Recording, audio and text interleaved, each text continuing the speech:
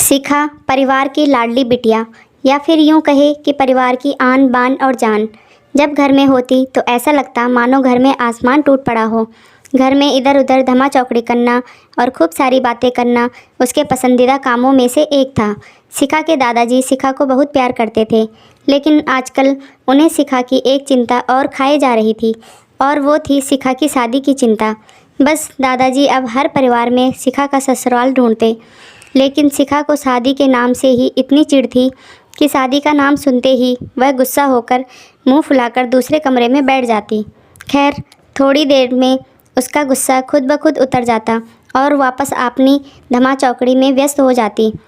काफ़ी खोजबीन के बाद भी शिखा के दादाजी को कोई ऐसा परिवार नजर नहीं आया जहां वे अपनी लाडली बिटिया की शादी कर सके। इसीलिए उन्होंने अपने बचपन के दोस्त से इस बारे में राय लेने का निश्चय किया। बस फिर क्या था, वे अपने दोस्त राय बहादुर से मिलने बरेली की ओर निकल पड़े। अगले दिन जब वह बरेली पहुंचे तो राय बहादुर ने स्टेशन पर ही उनके लिए गाड़ी भेज दी थी। 10 साल बाद अपने बचपन के दोस्त से मिलने के लिए वे भी बड़े उतावले थे। गाड़ी धीरे धीरे राय बहादुर के घर की ओर बढ़ी। बड़ा सा बंगलों के आगे बगीचा, गाड़ियाँ और नौकर चाकर देख दादाजी का मन खुशी से भर गया। इन 10 सालों में राय बहादुर ने इतनी तरक्की कर ली है, नहीं तो 10 साल पहले राय बहादुर के पास था ही क्या। बस यही सब सोचते सोचते शिखा के दादाजी अपने दोस्त के बंगलों पहुंच ही गए। गाड़ी की हॉर्न की आवाज़ के साथ ही राय बहादुर घर के बाहर अपने दोस्त के स्वागत के लिए आ गए थे। अपने दोस्त को गले लगाकर वे दादाजी को अंदर ले गए। घर के अंदर से भी काफ़ी शानदार था। अपने दोस्त की संपन्नता को देख शिखा के दादाजी भी फूले नहीं समाये।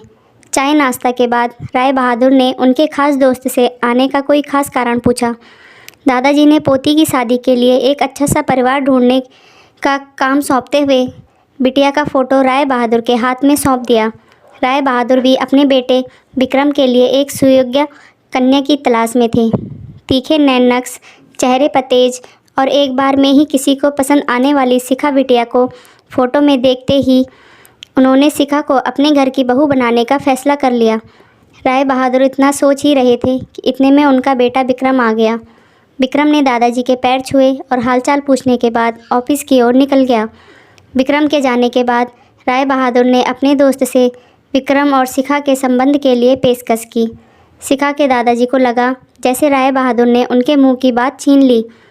खैर, प्रसन्नता से विदा लेकर अपने घर आने का कहकर दादाजी अपने घर की ओर निकल गए। विक्रम को शिखा बहुत पसंद थी, लेकिन विक्रम की माँ विक्रम की शादी अपने से भी बड़े घर में करना चाहती थी।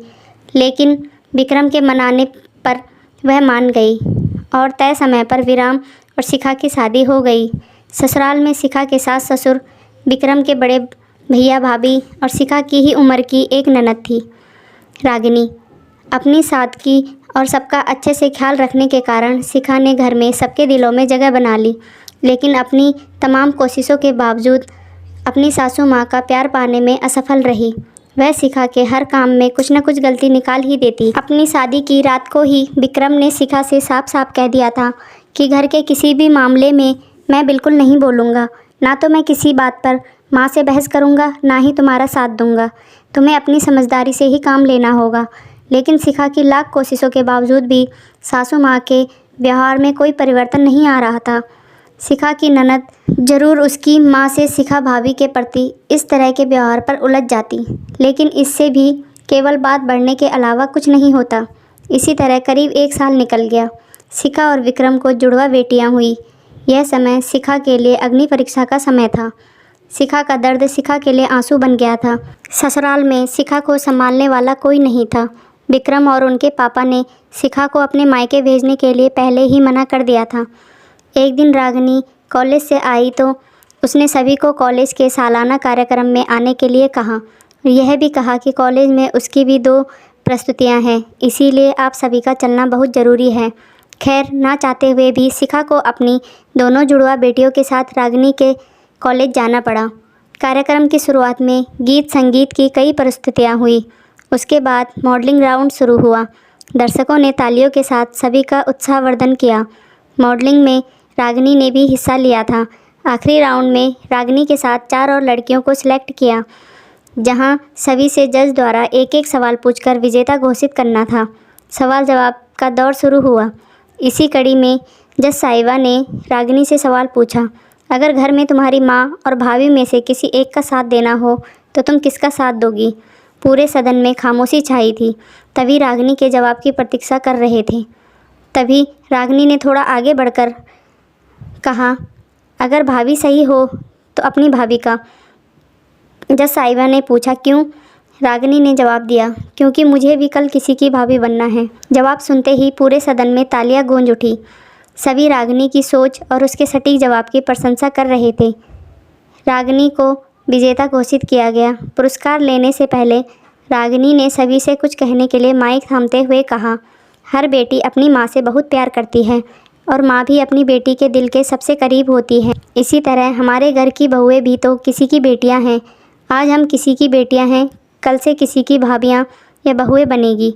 अगर कल से हमें कुछ दुख हुआ तो हमारी माँ को भी दुख होगा। इसी तरह हमारे घर की बहू को दुख हुआ तो उनकी माँ को भी दुख पहुँचेगा। और इस दुनिया में किसी भी इंसान को किसी की भी माँ का दुख पहुँचाने का कोई हक नहीं है। इसीलिए हर सास अपनी बहू को अपनी बेटी समझे तो आगे चलकर उनकी बेटी भी खुश रहेगी। रागिनी के इतना कहते ही पूरा सदन एक बार फिर तालियों की गड़गड़ाहट से गूंज उठा। तो दोस्तों, अगर आपको ये कहानी पसंद आई हो तो हमारे चैनल को लाइक, शेयर एंड सब्सक्राइब ज़रूर करें।